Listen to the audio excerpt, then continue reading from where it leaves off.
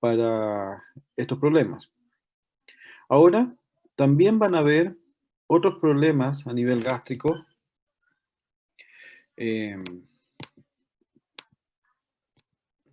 que están relacionados con el vaciamiento gástrico, y cuando hablamos de vaciamiento gástrico estamos hablando con la motilidad gástrica, ¿sí?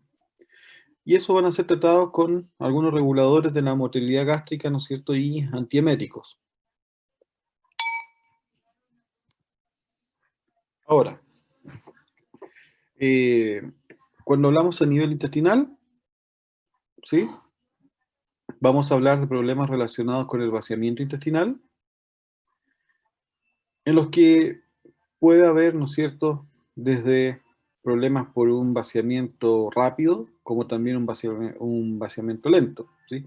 Podemos tener diarrea, estreñimiento, espasmos, desórdenes inflamatorios, ¿ya? Por ejemplo, la enfermedad de Crohn, colitis ulcerosa, ¿ya? Y también, eh, entre todos estos fármacos, entre todas estas alteraciones, podemos farmacológicamente tratarlos con laxantes, antidiarreicos, antiespasmódicos, antibacterianos, antiinflamatorios y algunas medidas complementarias.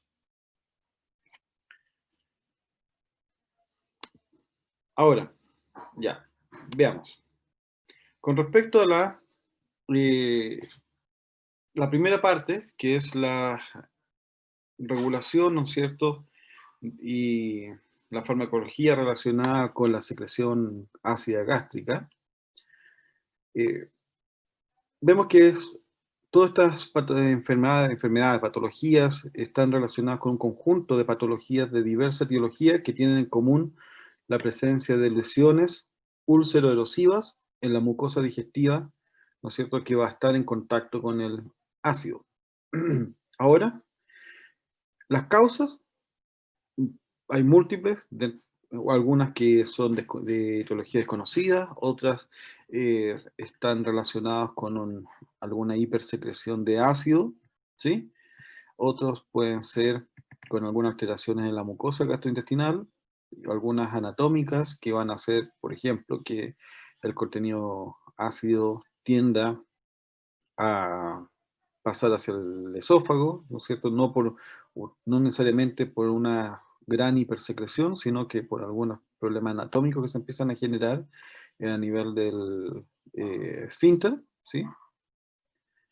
Entonces, obviamente finalmente la acción terapéutica va a estar relacionada con la corrección, ya sea del origen, como también de la consecuencia. Y cuando me refiero a eso, me refiero a que vamos a ver si el origen, por ejemplo, es bacteriano, la Helicobacter pylori. Vamos a dar antibióticos para poder matar a la Helicobacter pylori, a las bacterias, y de esa manera se debería detener la hipersecreción de ácido, ¿sí? O lo otro es controlar la secreción ácida, ¿sí?, que puede estar relacionado con controlar primeramente la secreción, por lo tanto no estás controlando los mecanismos moleculares que llevan a la secreción, sino que básicamente es atacar la secreción ácida. O lo otro puede ser a nivel de la producción de ácido, propiamente tal, ¿sí? Y eso es lo que vamos a ver en las siguientes diapositivas. Algunas terapias están relacionadas y son conjuntas, ¿cierto? Se pueden aplicar varias. Por ejemplo, el uso de antibióticos para actuar contra la Helicobacter pylori, más fármacos que van a estar, ¿no es cierto?, neutralizando la secreción ácida o la producción. Ahora, para entender esto, como lo vimos en la clase, un poco más rápido, vemos que vamos a tener una epitelio superficial, ¿sí?, que van a estar secretando el mucus, que era una secreción rica en bicarbonato, ¿se acuerdan?, que es protector, y vamos a tener un epitelio glandular, ¿ya? Que está constituido por glándulas gástricas que se clasifican según, ¿no es cierto?, la ubicación en la cual estén, y vamos a tener las glándulas oxínticas o fúnicas, que es del fondo, ¿ya?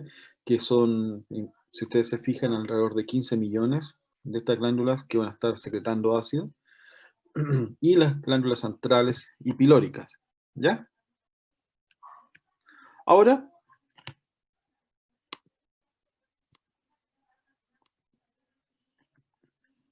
dentro de las glándulas oxínticas vamos a encontrar las células principales, ¿sí? Que van a estar secretando el pepsinógeno, las parietales, el, y el, cloruro, el ácido clorhídrico y el factor intrínseco, y las mucíparas, que van a estar secretando el moco y también algo de pepsinógeno, aunque se considera como las células principales, como las principales, entre comillas, productoras de este péptido. Ahora, también vamos a encontrar las células centrales y pilóricas, que van a estar, vamos a tener las células eh, mucosas, que van a secretar mucus y algo de pepsinógeno, y las endocrinas, ¿sí? Las cuales van a estar secretando la gastrina, la secretina y la histamina, que son las que habíamos hablado ayer. Y todo esto para poder regular, ¿no es cierto?, la producción de ácido a nivel estomacal, como ya lo habíamos visto anteriormente, que todos estos sistemas van a estar trabajando de tal manera de mantener un pH cuando viene, ¿no es cierto?, el alimento, alrededor de 2, ¿sí? En el cual el sistema empieza a activarse para producir ácido hasta que lleguemos a un pH alrededor de 2, y ahí, ¿no es cierto?, se activan los mecanismos regulatorios para detener la producción o mantenerla de tal manera que se mantenga, más que producir, detenerla, para estabilizar la producción y mantener el pH. Ahora,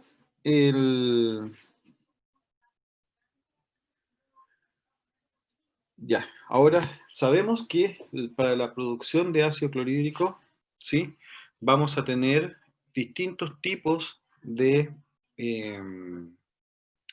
mecanismos. Ayer les expliqué que para la secreción ácida vamos a tener mecanismos que son neuronales o neurocrinos, ¿ya? Otros endocrinos y otros paracrinos, ¿sí? Que van a estar todos trabajando de una manera coordinada para poder estimularlo, ¿ya? Y todos obviamente secretando distintos mediadores para poder actuar. Ahora, sabemos, como ya les había dicho ante la clase de ayer, que la gastrina, histamina y acetilcolina son moléculas que van a estar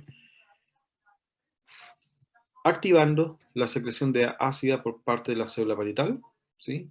Esta hormona, ¿no es cierto?, la gastrina, la histamina actuando también como una hormona, la histidina, y la acetilcolina también actuando como un neurotransmisor directo sobre la célula parietal. Ahora, los inhibidores de la secreción ácida, los principales, es la secretina, perdón, la somatostatina, ¿sí? La somatostatina, y se ha visto que también podrían estar actuando acá las prostaglandinas. Ahora, los receptores que van a estar involucrados en la célula parietal para poder activar la síntesis de ácido clorhídrico, tenemos el receptor de CCKB, que se llama receptor de colecistoquidina B, pero que sabe que responde a gastrina, y el receptor histaminérgico, el H2, el receptor para histamina 2, los cuales van a responder para la histamina liberada por las células enteroplazmafines principalmente, pero también pueden responder ante la liberación de histamina por parte de los mastocitos. Ahora vamos a tener receptores muscarínicos M3, que habíamos visto ayer, que eran para responder a la acetilcolina, ¿sí? Y estos van a trabajar, si ustedes se acuerdan en la figura, que creo que este tal vez está un poco más, tal vez menos bonito, pero más práctico, en el que veamos, tenemos la acetilcolina estimulando a través de su receptor M3, ¿sí? Tenemos la célula G, que secreta gastrina, que va a actuar sobre el receptor CCKB, Y la célula enterocromafin, secretando histamina sobre el receptor H2. Y todo esto, ¿no es cierto?, actuando... ah, perdón. Ya, entonces, tanto los receptores SKB como los receptores muscarínicos van a actuar a través de fosfolipasa C, lo que va a llevar, ¿no es cierto?, al aumento del calcio intracelular. Y eso, ¿ya? Como ustedes saben, lleva a la movilización de las vesículas que contienen, ¿no es cierto?, los transportadores de protona ATPase, potasio ATPasa, y así vamos a tener la liberación de los protones, ¿sí? ¿Se acuerdan? Y teníamos también canales de cloruro que van a movilizar el cloruro fuera de la célula. Ahora tenemos las células D, que eran las células que secretaban la somatostatina, ¿se acuerdan? Que estas iban a actuar inhibiendo tanto la célula de enterocromafin como a la célula G para que dejen de secretar, ¿sí?, gastrina y histamina, y así dejen de estimular la secreción de ácido. ¿Ya? Ahora, nuevamente, voy a pasar un poco de largo, como esto ya más o menos lo vimos en el resumen, que es para mantenerlos, para tenerlos, ¿no es cierto?, o ponerlos en contexto. La gastrina, ¿se acuerdan? Que es una hormona, la hormona que va a estimular, ¿no es cierto?, las principales, que va a estimular la secreción de ácido clorhídrico y que va a estar actuando bajo la acción de acetilcolina, pero también de otro péptido que es el péptido liberador de gastrina, ¿sí?, que principalmente va a actuar durante la fase intestinal, ¿sí?, respondiendo, ¿no es cierto?, para estimular aún más a la secreción de más ácido. Nuevamente, como les decía, cuando el pH llega alrededor de 2, se secreta somatostatina y va a ser inhibida esta célula para que deje de secretar gastrina. Ahora, la histamina nuevamente, en célula enterocromafin, bajo estímulo de acetilcolina y la gastrina, inhibida por la somatostatina. ¿Estamos de acuerdo? La acetilcolina, sabemos que se libera a nivel neuronal, por vía vagal, y va a estimular la acción tanto a nivel de la célula G, de la célula enterocromafin, para que liberen sus hormonas. También va a actuar a nivel de la célula parietal directamente, y también va a actuar sobre la célula D, inhibiendo la liberación de somatostatina. ¿Ya?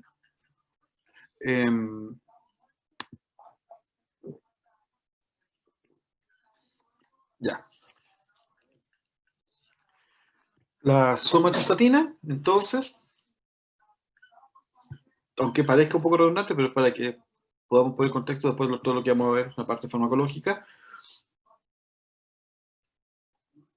va a estar inhibiendo la liberación de a nivel hormonal, de gastrina, de histamina, ¿sí? Y directamente sobre la célula parietal para que deje de secretar ácido, y va a ser un potente inhibidor, de tal manera que el pH no siga bajando.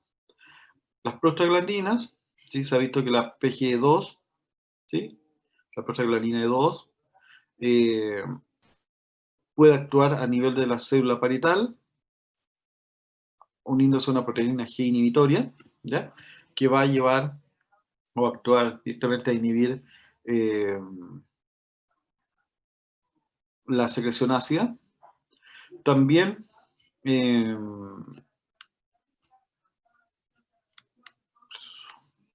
se ha visto, ¿ya?, que los fármacos que bloquean la síntesis de prostaglandina, los AINES, aumentan la secreción ácida, ¿sí? Y es por eso, es una de esas las causas que lleva, por ejemplo, al el ácido acetilsalicílico, por ejemplo, el consumo de aspirina lleva a la generación de úlceras pépticas.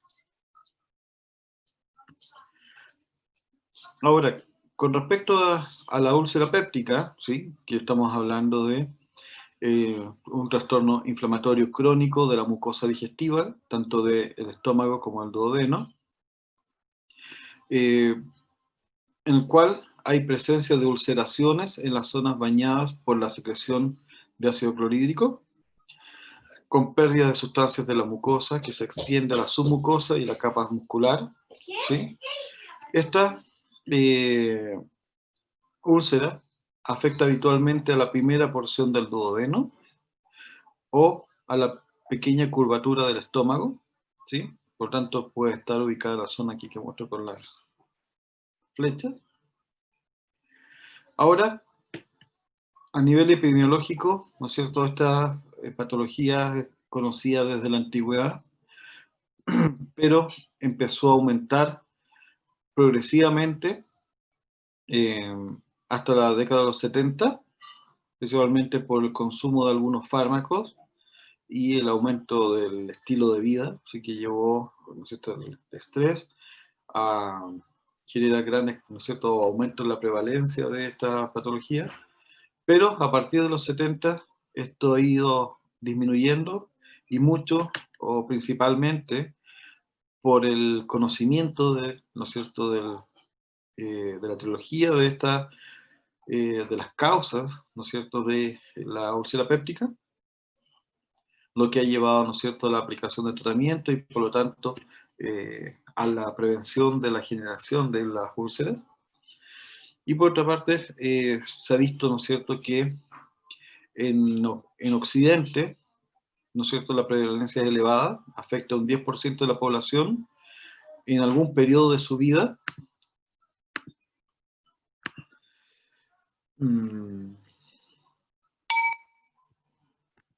Ahora, vemos que la úlcera gástrica, ¿sí?, es la forma más común de úlcera péptica en siglos pasados. Eh, Nuevamente, hoy día es mucho menos frecuente, ¿ya? Y menos frecuente que la duodenal. Rara vez se presenta antes de los 40 años, siendo entre los 55 y los 65 años el mayor número pico de incidencia de esto, en ambos sexos, hombres y mujeres. Y la úlcera duodenal es la de mayor prevalencia en estos momentos. Obviamente, eh, ha ido descendiendo, como ya les decía, y la incidencia es alrededor de los 45 años, el mayor incidencia. Antes, esta úlcera duodenal era mucho más frecuente en hombres que mujeres, pero ahora se ha equiparado. Los síntomas asociados ya. Los síntomas asociados a la úlcera péptica es ardor, dolor epigástrico, ¿sí? Y, y en especial, ¿no es cierto?, por la noche durante el sueño. Y eso generalmente, ¿no es cierto?, el dolor asociado, ¿no es cierto?, después de la comida, cuando hay una mayor secreción ácida. La ingestión de alimentos antiácidos o el vómito calman el dolor, nuevamente porque el alimento va a neutralizar, en especial alimentos eh, que, con contenido más, con bases, que neutralicen el ácido. Y obviamente el vómito va a calmar el dolor porque va a generar la eliminación del ácido estomacal. Otros síntomas frecuentes son el reflujo gastroesofágico, las náuseas, vómitos, pérdida de peso y la hemorragia, ¿sí?, que se genera, ¿no es cierto?, en estadios tal vez estadios más tardíos, ¿sí?, cuando ya, ¿no es cierto?, disculpen, cuando ya, ¿no es cierto?, la progresión de la enfermedad es más severa. Los dolores pueden permanecer por días o semanas, seguidos de periodos de meses o años de ausencia, ¿no es cierto?, en los cuales puede haber remisión espontánea, pero normalmente pueden o suelen reaparecer. Generalmente eso está dado porque el momento de aparecer los dolores, ¿no es cierto?, la sintomatología, hay un cuidado de parte del paciente que va a permitir la regeneración del tejido, pero después, obviamente, cuando el paciente después para, ¿no es cierto?, el tratamiento, empieza nuevamente a volver, ¿sí? Con el tiempo va a volver a generar el mismo daño. Ahora, las causas están relacionadas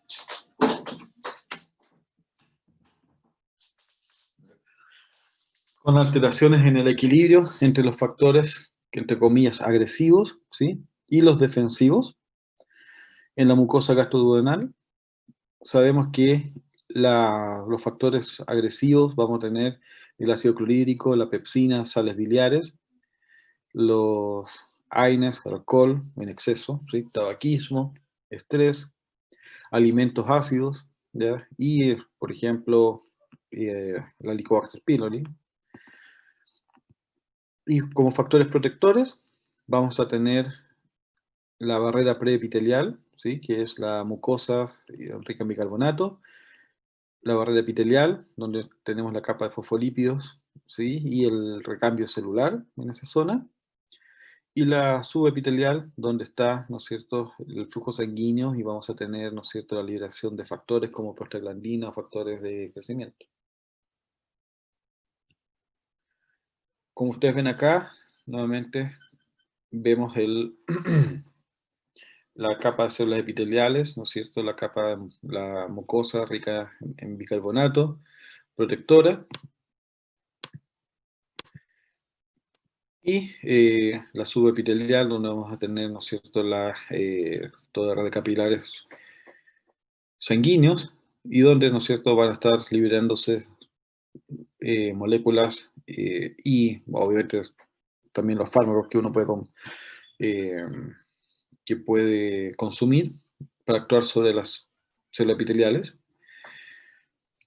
Entonces, es esta zona la cual va a estar en un constante equilibrio, ¿ya?, entre la generación de factores o que van a generar una barrera y el medio, que es sumamente agresivo para estas células, de tal manera que cualquier alteración, desbalance que lleve a que estos factores que pudieran generar un daño al epitelio prevalezcan, ya van a generar un daño en el epitelio, ¿sí?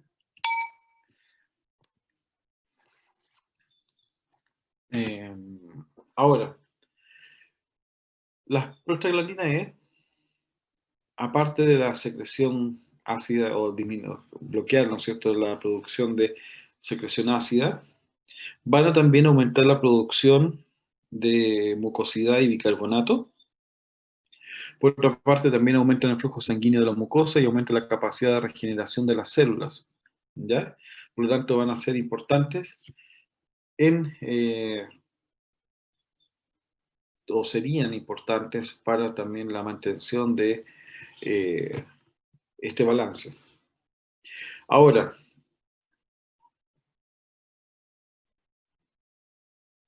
¿me escuchan? Ya. La terapia está o tiene como objetivo aliviar el dolor, generar, ¿no es cierto?, o potenciar el recambio del tejido dañado, por tanto, la cicatrización, si es necesario, y prevenir las recurrencias. La farmacoterapia va a tener como blanco inhibir la secreción, ¿sí? Por ejemplo,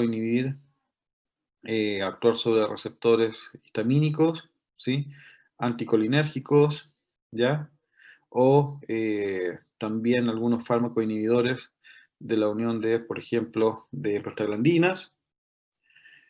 También vamos a tener neutralizantes de la secreción ácida, protectores de la mucosa o erradicadores de la Helicobacter pylori. Ahora, también vamos a tener que los inhibidores de la secreción ácida van a actuar, como les decía, tanto como antagonistas de los receptores para histidina, como también actuando sobre la bomba de protones, en los cuales vamos a poder modular la secreción ácida. Los primeros ¿ya? Los antagonistas de receptores para histamina son potentes y eficaces, no poseen acción central, inhiben la secreción de ácido clorhídrico estimulada por la histamina en las células parietales, y también van a inhibir de forma parcial la secreción mediada por gastrina y acetilcolina, ¿sí? Obviamente porque parte de la acción de la gastrina y la acetilcolina también va a través de la activación de la secreción de histamina. Por lo tanto, también se va a modular la acción de ellas. Reducen el volumen y la acidez de la secreción gástrica hasta el 90% de la secreción nocturna. Reducen la secreción de pepsinógeno y de forma indirecta la actividad proteolítica de la pepsina, dado que si, como les dije ayer, al aumentar el pH gástrico, el pepsinógeno no se va a activar a pepsina, por lo tanto la pepsina no va a entrar a actuar, ¿no es cierto?, para degradar las proteínas. Ahora,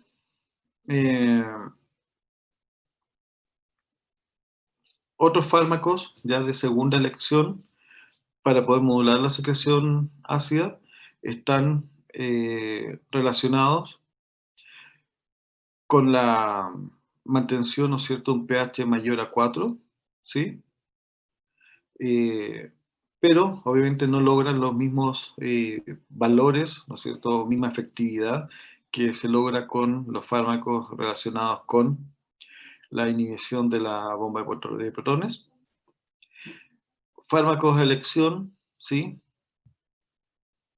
Obviamente para dispepsia no ulcerosa y para esofagitis, por reflujo, ¿sí?, en formas leves. Los más usados son la cimetidina, la ranitidina, la famotidina, nisatidina y la roxatidina. Ahora, los efectos secundarios severos son poco comunes, menos del 1%. Los fármacos son muy selectivos, no alcanzan la barrera hematoencefálica. Los problemas más habituales que pueden generar son mareos, fatiga, diarrea, náuseas, estreñimiento, cefaleas, mialgias. Su uso prolongado en dosis altas, por ejemplo, de cimetidina, podría generar pérdida de líbido, impotencia o ginecomastia, ¿sí?, en las cuales empieza obviamente a haber un crecimiento de la glándula mamaria y producción de leche. Tolerancia, ¿sí?, en el cual podría haber incluso una hipersecreción ácida por rebote. Mayores efectos farmacológicos en ancianos y recién nacidos por su aclaramiento renal reducida, de tal manera que la biodisponibilidad va a ser mayor.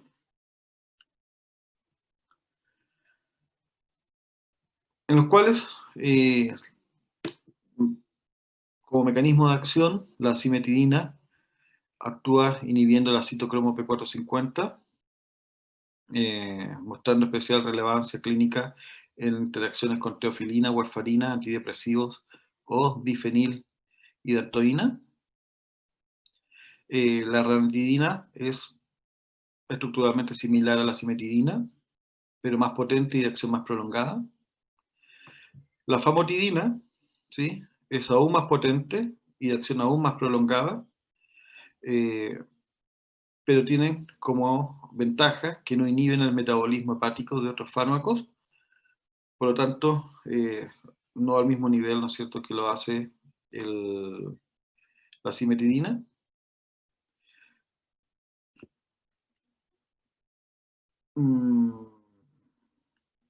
Ahora, estos fármacos en general tienden, ¿no es cierto?, aumentan los niveles de alcohol en la sangre, ¿ya?, porque inhiben la alcohol deshidrogenasa, de tal manera que una persona que está bebiendo alcohol y que está consumiendo parte de estos fármacos no debería, porque podría aumentar, ¿no es cierto?, el nivel de alcohol en la sangre.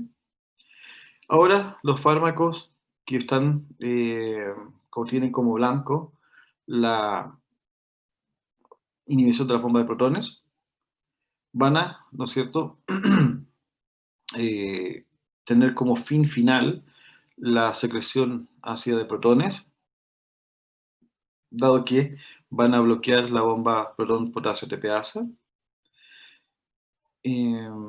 Ahora, ¿cuáles son fármacos de esta clase? El omeprazol, lansoprazol, eh, pantoprazol, esomeprazol y el rabeprazol, ¿sí?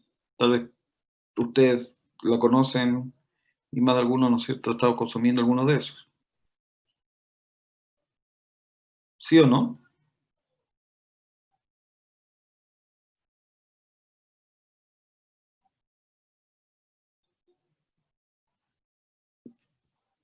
Profe, en mi caso, por lo menos, yo no he tomado, pero mi abuelo eh, lo operaron de cáncer gástrico y él tiene que tomar omeprazol de por vida Ujú, para evitar recidivas. sí. Y hay una duda que tengo yo con la cimitidina porque me parece que en comprimido ya no se está vendiendo, me parece que solamente está como inyectable intrahospitalario.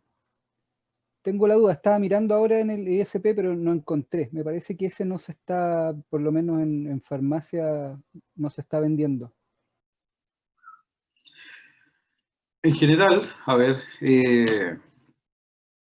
aún existe, ¿sí?, como prescripción, pero aparentemente, buen dato, eso no lo conocía, ¿ya?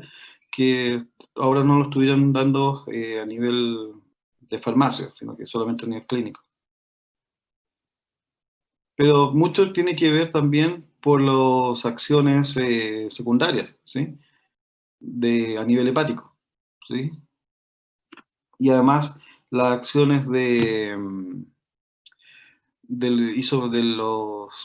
la famotidina, que son mucho más potentes, lo han desplazado.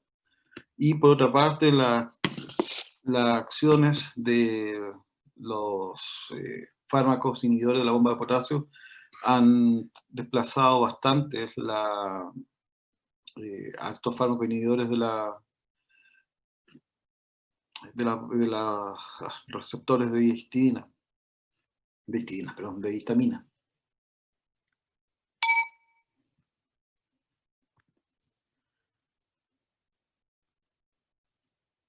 De hecho, el que más se da, ¿no es cierto?, dentro de ese fármaco, dentro de los fármacos inhibidores de la receptores de histamina, si no me equivoco, es la famotidina, que todavía se mantiene como principal fármaco eh, a nivel de farmacia, que es como uno de los más comunes. Sí, profe, de 20 y de 40. Y ranitidina con presentación de receta. Ese también se está controlando harto. Sí, sí, pero nuevamente esos son mucho menores. Y el hecho de que los distintos derivados, ¿no es cierto?, del omeprazol que están saliendo han tenido una mayor eficacia y menos efectos adversos, está haciendo eh, que sean prácticamente de primera elección antes de recurrir a los bloqueadores de receptor de histamina. Ahora, bueno, como usos principales, ¿no es cierto?, de este tipo de fármacos ya tenemos como las úlceras gástricas, la enfermedad de reflujo gastroesofágico y el síndrome de Zollinger-Ellison, ¿sí?, en el cual sabemos que hay tumores en los islotes pancreáticos, ¿ya?, o en el acto pilórico, que pueden producir grandes cantidades de eh, gastrina, ¿sí?, y por lo tanto generar una hipersecreción de ácido. Mecanismos de acción, ¿ya? Eh, Nuevamente, si bien sabemos cuáles van a actuar directamente, estos saben que es importante tomar en consideración que son bases débiles que atraviesan fácilmente las membranas y a pH ácido menor a 3, como en el que existe en el canalículo secretor de la célula parietal, se protonizan y quedan atrapados, alcanzando una concentración alta y mantenida, lo que asegura la especificidad de la acción, ¿ya? Ahora,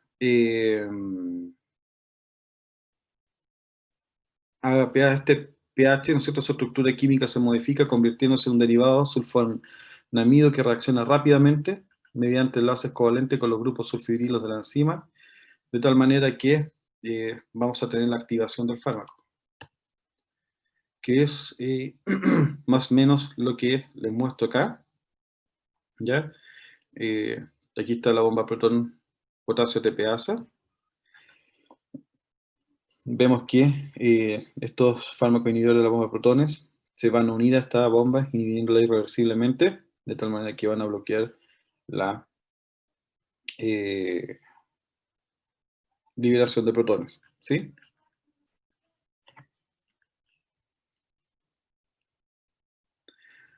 Ahora, su acción genera una inhibición prolongada de alrededor de 18 horas, no afecta la motilidad gástrica, genera hipergastremia molesta, o puede generar hipergastremia molesta. Otras reacciones leves o transitorias que podría generar son estreñimiento, náuseas, dolor abdominal, mareo, cefalea y erupción cutánea, y muy raramente alguna hepatitis y trastornos oculares. Ahora, ¿dónde estamos? Los siguientes son los neutralizantes de la secreción ácida. Vemos que son útiles para aliviar la acidez. En úlceras se ocupan como fármacos de apoyo para el control de los síntomas en los primeros días de tratamiento. Y el propósito va a ser elevar el pH gástrico hasta llevarlo alrededor de 3,5, 4,5, donde la actividad proteolítica de la pepsina se ve muy disminuida, ¿sí? Así evitamos, ¿no es cierto?, los efectos potencialmente dañinos de la enzima. Inconvenientes son grandes y frecuentes, ¿no es cierto?, por las dosis que se tienen que tener para poder mantener el pH elevado. Sus efectos son de corta duración, por lo tanto el régimen de administración también genera problemas. También son limitados por la continua secreción y el vaciamiento gástrico. Ya, siendo obviamente teniendo en consideración que con el estómago vacío, estos se van a reducir a 20 a 60 minutos el tiempo de acción de esto. Ahora, son ampliamente utilizados por su fácil disponibilidad y rápido alivio de los síntomas. Son combinaciones de bases más o menos fuertes, ¿no es cierto?, que van a ocupar sodio, calcio, magnesio o aluminio, con algunos ácidos débiles, como los carbonatos o los salicilatos, o bien hidróxidos, en los cuales se ha visto que en presencia del ácido clorhídrico se disocian para neutralizar el ácido gástrico, formando, ¿no es cierto?, las sales neutras de cloruro, ¿sí? Yo creo que más o menos ustedes los conocen, todos estos agentes neutralizantes que uno consume simplemente para poder neutralizar el ácido, por lo tanto no está atacando la producción, sino el efecto final. Ahora, dentro de estos tenemos los antiácidos, los absorbibles, como podrían ser los bicarbonatos, los carbonatos, y los no absorbibles, que son las sales de aluminio y las sales de magnesio. Ahora, si bien, ¿no es cierto?, su uso es extendido, ¿ya?, incluso el uso prolongado de estos antiácidos no absorbibles puede provocar algunos efectos sistémicos, porque igual podría, por el aumento, ¿no es cierto?, de la administración, llegar a absorberse algunos o algo, ¿no es cierto?, de estos compuestos. Y se ha visto que el uso crónico de preparados con aluminio, ¿sí?, podría generar algunas nefropatías, podría generar acumulación, ¿no es cierto?, de y generar algunos efectos tóxicos a nivel del sistema nervioso central. Los antiácidos que contienen sodio podrían generar algún desequilibrio electrolítico, ¿sí?, y al contribuir su absorción a la expansión del volumen, o sea, absorberse más sodio, acuérdense que se absorbe más agua.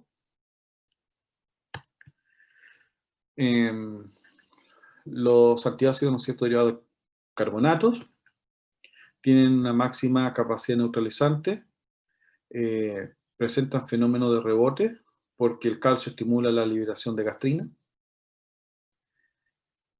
podrían generar estreñimiento y flatulencia, su uso crónico puede absorber suficiente calcio, ¿no es cierto?, como para causar alteraciones renales, un síndrome lácteo alcalino.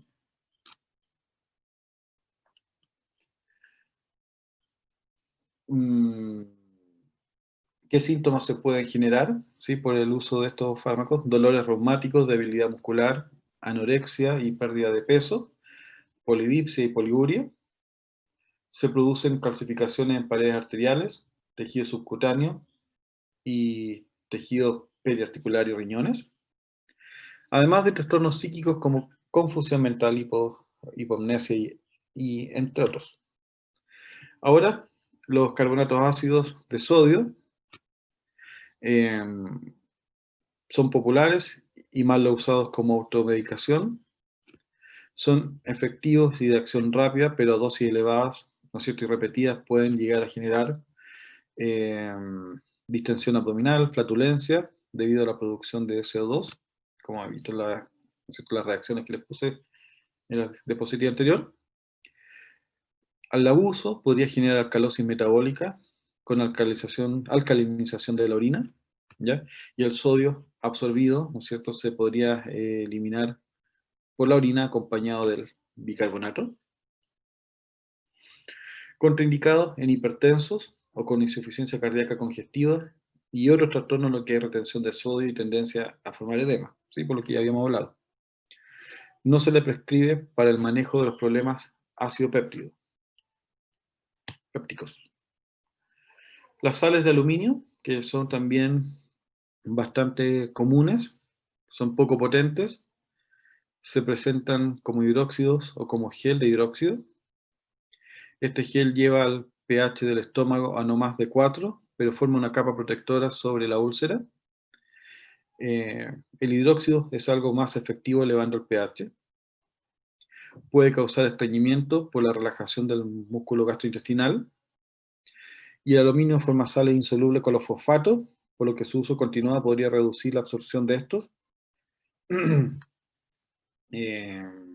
previniendo, ¿cierto?, la absorción de fosfatos y la formación de cálculos.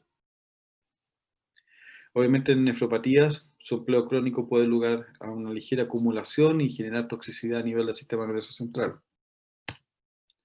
Las sales de magnesio se dan en forma de hidróxidos, óxidos y trisilicatos. Van a ser compuestos que retienen agua, por lo que ejercen una acción osmótica y pueden llevar a la generación de diarrea. Son efectivos, pueden elevar el pH estomacal hasta 7 o más. La solución... espérense, aquí igual hay más. Ya. Una solución acuosa de hidróxido de magnesio al 8% es uno de los antiácidos más efectivos disponibles. Las personas sanas van a depurar rápidamente el magnesio, ¿no es cierto?, por el riñón. En nefropatías, obviamente la retención puede generar algunos efectos tóxicos a nivel neurológico, cardiovascular y neuromusculares.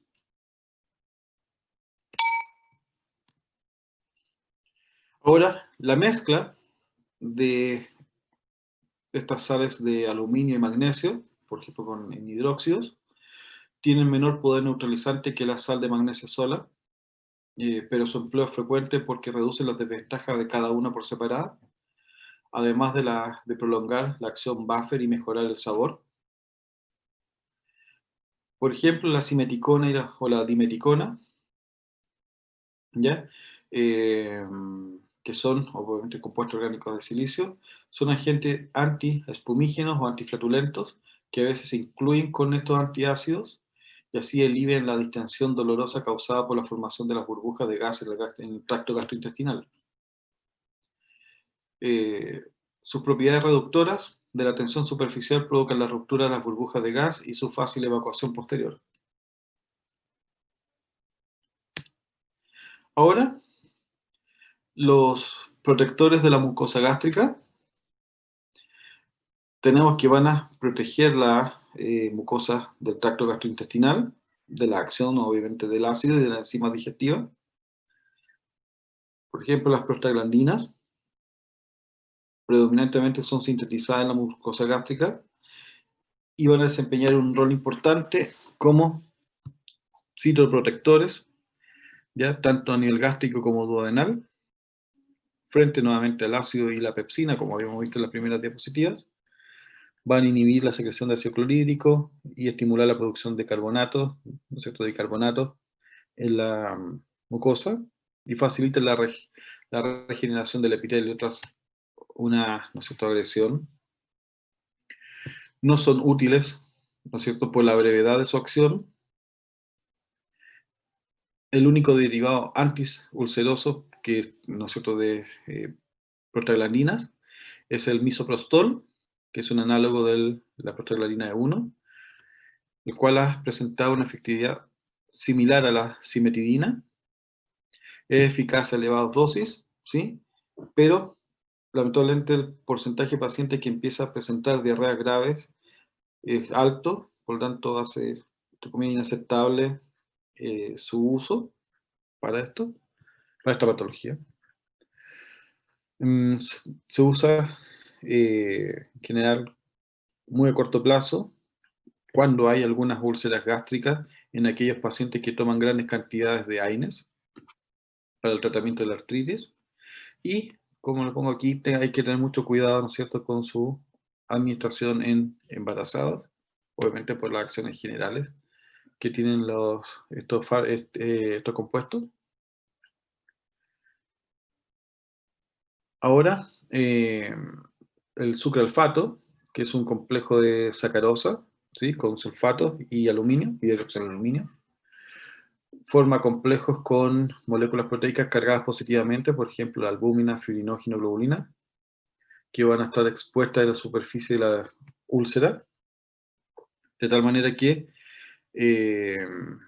va a generar una barrera protectora contra el ácido y las pepsinas y los ácidos biliares. Es muy efectivo, ¿sí?, similar a lo que se obtiene con los antagonistas de los receptores de histamina. Tiene pocos efectos colaterales, ¿sí?, solamente se absorbe entre el 1 y 2%, pero su uso continuado origina estreñimiento y puede llegar a generar sinergismo con los antagonistas de los receptores de histamina. El 2-malfato, ¿sí?, que es un análogo del sucralfato, con la peculiaridad que, ¿no es cierto?, que presenta un resto flavonoide en su molécula, lo cual le relaciona con la diosmina, que desarrolla efectos de tipo vasoprotector. Tiene o presenta una actividad citoprotectora a nivel gastrointestinal y esofágico, incrementando la síntesis de prostaglandina a nivel local.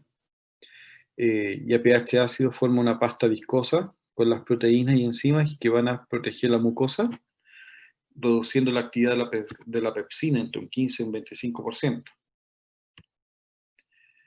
Ahora, los coloides del bismuto, ¿sí?, es el más eficaz y empleado. Dentro de estos es el dicitrato tripotásico de bismuto, que forma una disolución coloidal en agua, ¿ya?, de tal manera que nuevamente va a generar una barrera protectora y va a disminuir la actividad de la pepsina. También tiene acción antibacteriana, por lo tanto es, ¿no es cierto?, de interés, o su administración es de interés en casos, ¿no es cierto?, de acción de Helicobacter pylori. Ahora, para el tratamiento de la Helicobacter pylori, ¿sí?, en el cual se ha visto que más del 95% de la úlcera duodenal y entre el 60 y 80% de los que desarrollan úlcera gástrica tienen exámenes positivos para Helicobacter pylori. Se ha visto que más del 50% de la población mundial están infectados, pero menos del 20% desarrollan la úlcera péptica. Ahora la Helicobacter pylori, ¿sí? O la erradicación de la Helicobacter pylori se consigue, o se consigue, ¿no es cierto?, al erradicar esta bacteria, es reducir las recurrencias de la úlcera a menos de un 10%. Ahora, ¿cómo se consigue el tratamiento? Obviamente es con antibióticos más el tratamiento clásico, ya sea antihistamínicos o con los inhibidores de la bomba de protones. Se ha visto que la cicatrización del tejido, ¿no es cierto?, después del tratamiento es de casi el 100%. Ahora, se ha visto de todas maneras que entre el 60 y 90% de los casos tienden a generar recurrencias de úlceras a los 12 meses post-tratamiento. Pero aun cuando, ¿no es cierto?, los tratamientos de antibióticos, ¿no es cierto?, para erradicar la Helicobacter pylori son efectivos para poder disminuir, ¿no es cierto?, y generar la cicatrización del tejido. Solamente con este no se ha logrado obtener una efectividad completa, de tal manera que se empieza a asociar el uso, ¿no es cierto?, de terapias con más de un fármaco, de tal manera que se pueda erradicar completamente la bacteria. Hay terapias, por ejemplo, triples que asocian 2 antibióticos más un antisecretor, o incluso cuádruples, los cuales, ¿no es cierto?, van a generar, obviamente tienen el mismo efecto, la misma idea, poder tratar de disminuir lo que más se pueda eh, la acción, ¿no es cierto?, hipersecretora de ácido, y por otra parte tratar de matar a la Helicobacter. Obviamente las combinaciones, como creo que ahí son casi limitadas, ¿ya? Pero nuevamente el problema es la hiperdosificación, ¿sí? Está consumiendo muchos tipos de fármacos que también podría estar afectando la microbiota, por ejemplo, intestinal, y por otra parte llevar, ¿no es cierto?, algunos problemas en la motilidad gástrica. Ahora, los tratamientos actuales están relacionados principalmente con tratamientos cortos de una semana de un inhibidor de la bomba de protones más claritromicina y amoxicilina, con un segundo tratamiento que podría ser de el inhibidor de la bomba de protones más claritromicina y levofloxacino. También se han probado como alternativa el inhibidor de la bomba de protones más, por ejemplo, amoxicilina con bismuto, tetraciclina y metronidazol, ¿ya? Llegando a generar una erradicación en torno al 90%.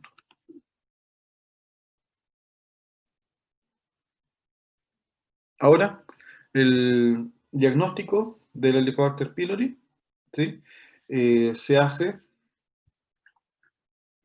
mediante un análisis de sangre para detectar la presencia de anticuerpos contra el Helicobacter y nuevamente con la endoscopía, los cuales se toma una biopsia para estudios histológicos, ¿no es cierto? Y el test rápido de la ureasa, ¿sí?, con el cual, ¿no es cierto?, se va a determinar finalmente si la presencia o no de Helicobacter.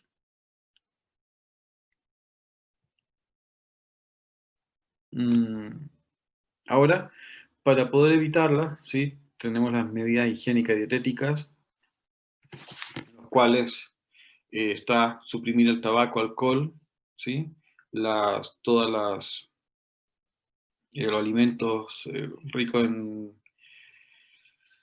en productos picantes, ¿sí?, y también el café. Evitar comidas grasas y pesadas, masticar bien los alimentos y comer despacio, reducir de peso en caso de obesidad y evitar los alimentos que sean gasógenos, ¿no es cierto?, como las legumbres o las bebidas carbonatadas. Evitar comidas copiosas, o sea, en gran volumen, ¿sí? Lo que se puede, por ejemplo, hacer es aumentar el número de veces que comes, pero en porciones más pequeñas. No dejar mucho tiempo el estómago vacío, de tal manera que la secreción ácida o la mucosa gástrica no quede en contacto con el ácido. Suspender o vigilar el tratamiento de fármacos que podrían generar úlceras, como por ejemplo los AINES. No llevar prendas muy ajustadas que opriman el abdomen.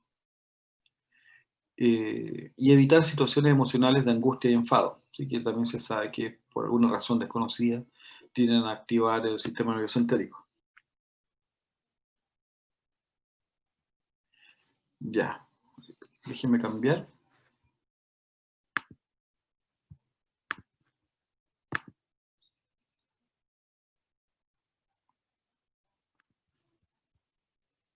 Yo ya casi cierro la clase.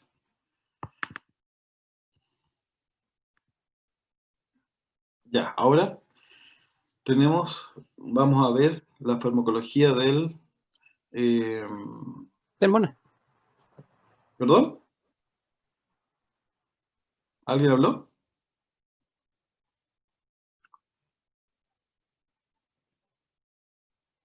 Hoy día tenemos hasta las 3 nomás, ¿no es cierto?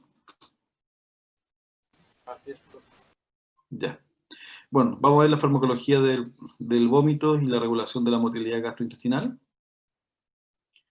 Lo primero es, como principio general, ¿no es cierto?, el vómito puede constituir una reacción útil del organismo para eliminar tóxicos ingeridos por vía oral. Empleamos fármacos antieméticos para, ¿sí?, trastornos del tracto digestivo, embarazos, quimioterapias y cinetosis. Pero el vómito, ¿sí?, que es un vaciamiento del estómago en sentido inverso, tiene una secuencia y es una reacción, ¿no es cierto?, refleja, involuntaria. Si bien, ¿no es cierto?, el vómito se puede provocar, pero el movimiento, ¿no es cierto?, de retropropulsión, eso es involuntario, que lleva, ¿no es cierto?, como secuencia es la inspiración profunda, ¿sí?, el cierre de la glotis y del píloro, la relajación del cardias y del esófago, el aumento de la presión abdominal y torácica a través de la actividad de los músculos respiratorios y la expulsión del contenido hacia la boca para poder eliminarlo. Ahora, esta emesis, ¿sí?, es, ¿no es cierto?, de naturaleza refleja, controlado por un núcleo integrador situado en la formación reticular del bulbo raquídeo, si ustedes se acuerdan, que en fisiología, que es una región que está en el centro del bulbo raquídeo, donde vamos a tener una serie de neuronas que van a estar controlando los patrones, tanto del sistema nervioso autónomo como algunos reflejos, por ejemplo que se llama centro medular del vómito, ¿ya?, en el que intervienen de manera coordinada tres componentes: los músculos respiratorios, entonces, la actividad de la función motora del tracto gastrointestinal y la actividad vegetativa, ¿ya?, en el cual vamos a tener que los músculos respiratorios van a provocar los cambios en la presión abdominal y torácica que van a ser esenciales para la expulsión del contenido gastrointestinal, la actividad de la función motora del tracto gastrointestinal, ¿sí?, que el cual obviamente se va a modificar radicalmente, y estoy hablando de esto del tono muscular y de los movimientos peristálticos, que ahora no van a ir en dirección obviamente hacia abajo, sino que tienen que llevar el contenido hacia arriba. La actividad vegetativa, que es la secreción salival, palidez, sudoración, disminución de la presión sanguínea, taquicardia y respiración irregular, que suele acompañar a la náusea que precede el vómito.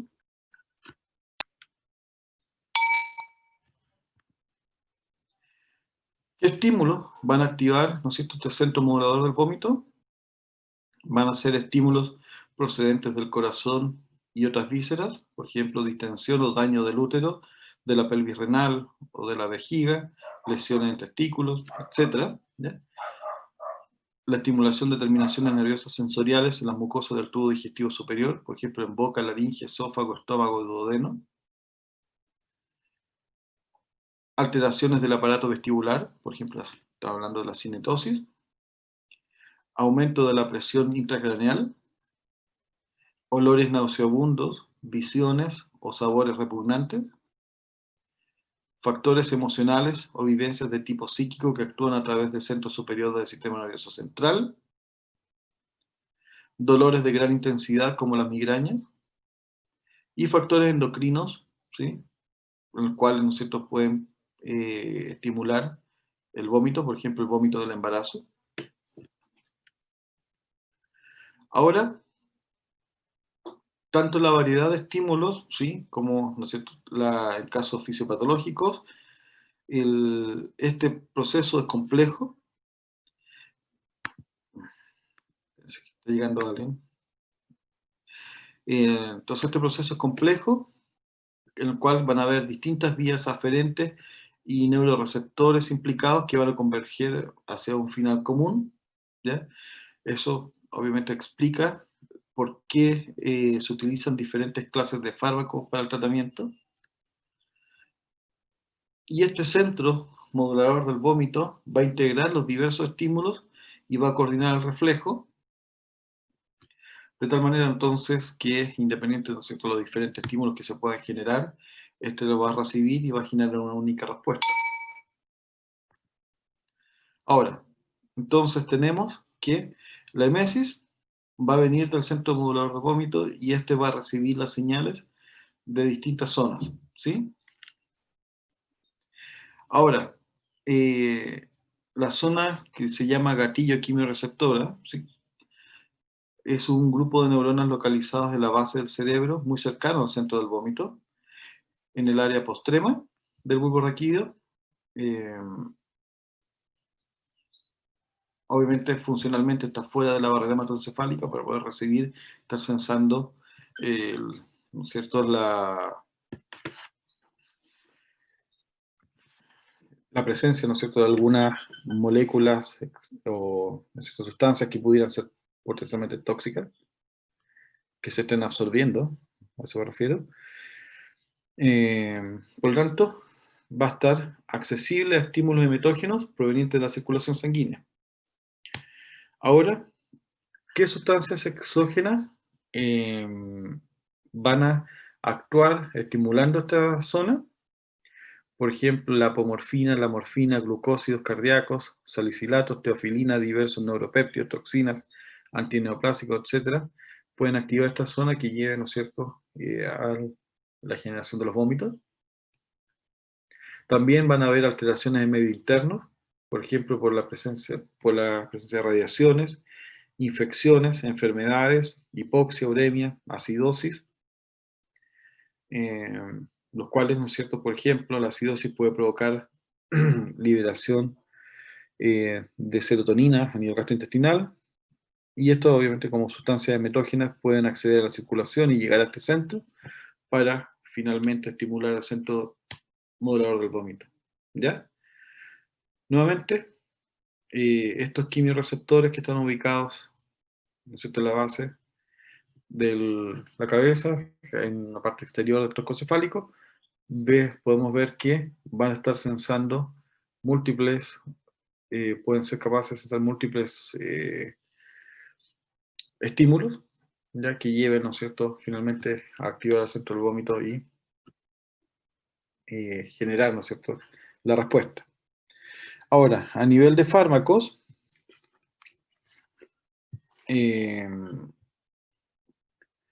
cuando se ha ingerido alguna sustancia tóxica, ¿no es cierto?, puede ser necesario estimular el vómito. Obviamente nunca realizar si el paciente está inconsciente o si el compuesto ingerido es corrosivo. Tampoco usar en embarazadas, ¿sí? Es principal, ¿no es cierto?, de utilidad en pediatría. a nivel de adulto y en emergencia hospitalaria, se prefiere realizar el lavado gástrico en vez de estimular el vómito. A nivel de fármacos, tenemos la ipecacuana, ya que es una raíz de la cefaelis, que comúnmente se emplea con esta finalidad, actúa de forma local en el estómago y su acción se debe a dos alcaloides, que es la emetina y la cefaelina. Es escasamente tóxico y se administra como jarabe, preferentemente en niños. La apomorfina, ¿sí? Que es un alcaloide derivado de la morfina, con menores propiedades analgésicas. Es activador específico de los receptores dopaminérgicos D2 y estimula este centro ZGQ, ¿ya? Del área postrema y provoca el vómito en pocos minutos. Produce efectos depresores centrales, ¿sí? Que son antagonizables con naloxona y puede generar, ¿no es cierto?, tolerancia a su acción emetizante y se emplea por vía subcutánea. También se indica para difusión eréctil por vía sublingual en bajas dosis. Ahora, los fármacos antieméticos tenemos que van a ser importantes para, por ejemplo, la quimioterapia anticancerígena, para combatir los vómitos producidos, ¿no es cierto?, por estos citostáticos y por estos fármacos. La identificación de las diferentes vías implicadas en el vómito establecido fundamentalmente para el empleo de distintos grupos de fármacos en el tratamiento y prevención del vómito, ¿sí? En los cuales vamos a tener, ¿no es cierto?, la serotonina, dopamina, acetilcolina y la histamina, en los cuales vamos a ver los fármacos empleados en el tratamiento y prevención del vómito. Primero, el antagonista de la acetilcolina, ¿sí?, contra receptores muscarínicos, los cuales bloquean todos los tipos de receptores muscarínicos, tanto periféricos como centrales, pueden atravesar la barrera hematoencefálica. Por lo tanto, bloquea la neurotransmisora aferente en los núcleos vestibulares, ¿ya? Y así interfieren con los procesos de integración de impulsos aferentes en el núcleo del tracto solitario. Como uso, ¿sí?, su profilaxis y tratamiento, profilaxis y tratamiento de la cinetosis, aunque en la actualidad, ¿no es cierto?, ya se está en desuso y el más empleado de estos era la escopolamina. Su efecto adverso es la sedación, visión borrosa, retención urinaria y xerostomía. Ahora, entre los antagonistas de la histamina, ¿sí?, antagonistas H1, son menos potentes, pero con menos efectos adversos que la escopolamina. Bloquea los receptores H1, impidiendo la propagación de los impulsos aferentes a nivel de los núcleos vestibulares. Por lo tanto, van a ser eficaces en la prevención del vómito y náuseas asociados a la cinetosis. Bloquean las aferencias viscerales que llegan al tracto solitario, por lo que pueden emplearse para vómitos producidos por sustancias que actúan localmente en el estómago y para hiperemesis gravídica. Ahora, suelen tener asociado un importante efecto anticolinérgico, ¿ya? Los nuevos fármacos anti-H1, ya que tengan o que no provoquen efectos anticolinérgicos significativos, no presentan efecto antiemético clínicamente útil. De tal manera que podemos separar, ¿no es cierto?, los fármacos a administrar. Los efectos anticolinérgicos más sedantes lo hacen muy útiles como antieméticos, antivertiginosos frente a estímulos procedentes de células sensoriales del laberinto. Y los principales fármacos anti-H1 están la difenhidramina, el dimenhidradinato, doxilamina, meclocina, ciclicina y la prometacina.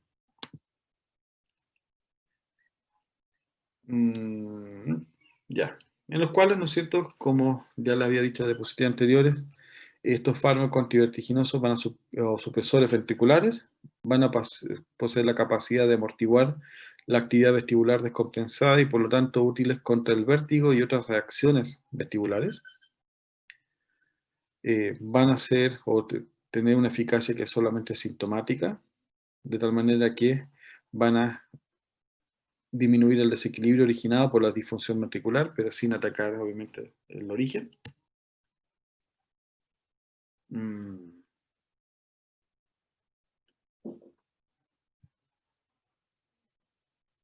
Ya, a ver.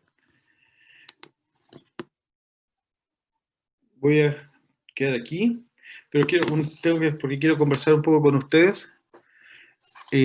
Nosotros tenemos una clase pendiente, que es de la semana pasada.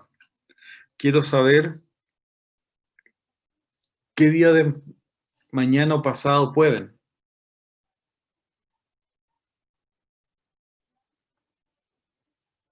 ¿En qué horario? Que no sea más, mejor parto por ahí. Mañana de 4 en adelante no puedo, y el viernes de 9 a 1. No puedo.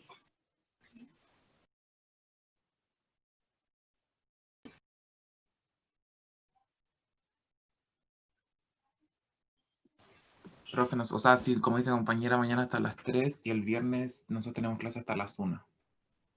Algunos. Ya, como para que tengamos las cosas más fáciles. A ver. Profe, pero mañana tenemos clase hasta las 3, pero hay una ventana, ¿o no? Tenemos microbiología hasta las 11. Y luego la clase que termina a las 3 empieza a las 1:15. Ah, ya, ahí está la cosa. Ahí está la cosa. Entonces, nada que hacer. No, y el viernes tampoco pueden. ¿Por alguna de esas razones ustedes pueden el sábado? No, sábado no puedo, sábado no puedo. A ver, el otro sería, el lunes tengo, el lunes sería, el lunes después de las 4.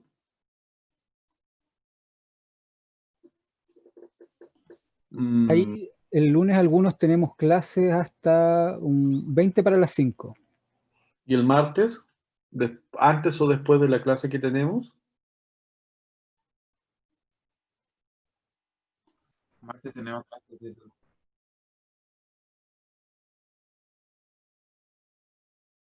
Después de las 3, por lo menos yo tengo una ventana hasta las 4:40, que ahí comienza inglés 4, pero ahí creo que se supone que se alcanza a hacer una clase.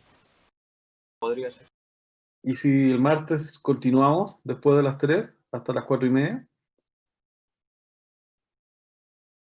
Creo que eso puede ser. Por mí está bien. Ya, entonces quedamos todos comprometidos, todos, no hay ninguna objeción. Que hable ahora o calle para siempre.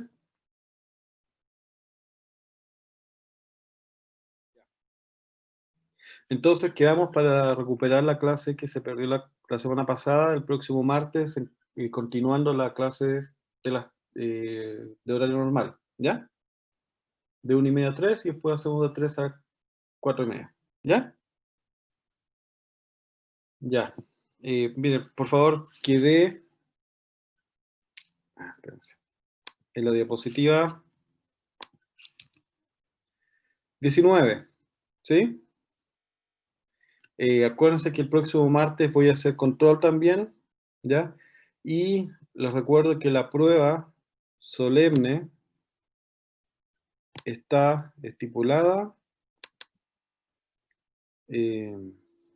para el 24, la semana subsiguiente, ¿sí?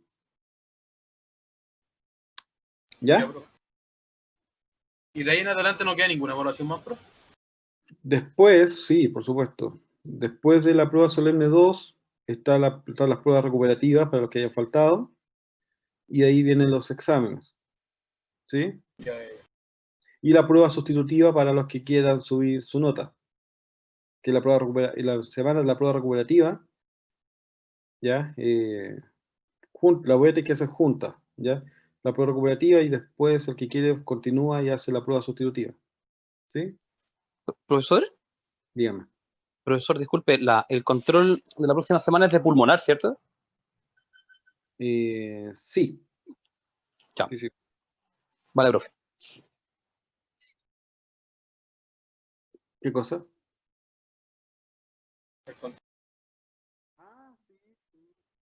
Sí, no hay problema. Ya.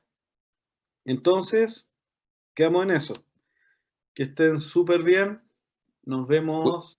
Cuídese, profe. También ustedes. Gracias por acordarme, eso es lo que me faltaba. Dije, algo me falta. A ver. Ya. Gustavo Alfaro. Presente. Catalina Alfaro.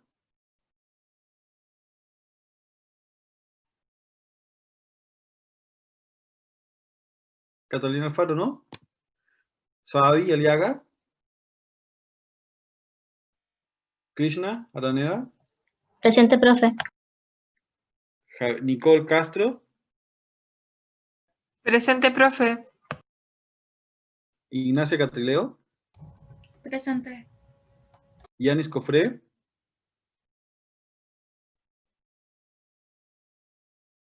Lo dijo en el chat.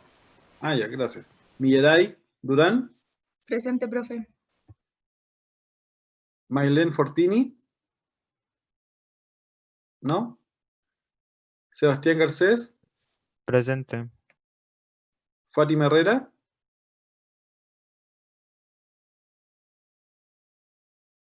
Gracias. Cristian Ibarra. Javier Ibarra.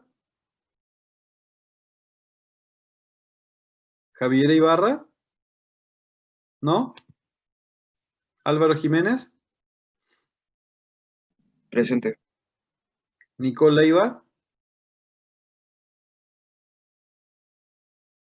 Nicole Leiva. ¿No? Joshua. Presente, profe. Kevin Olivares. Presente, profe. Andrea Paredes. Presente, profe. Danixa Paredes. Presente. Vania Pérez, perdón. Está. Presente, profe. Camila Rojas. Presente, profe. Santiago Sepúlveda. Santiago Sepúlveda. Cristian Valenzuela. Presente, profe. Alexandra Vargas. Alexandra. Fernanda Vázquez. Presente, profe. Daniel Vidal. Presente, profe. Nicolás Yacín. Presente. Listo. Estamos listos. Nos vemos en unos minutos a los que están en fisiología. ¿Ya? Profe. Cuídense. Profe, que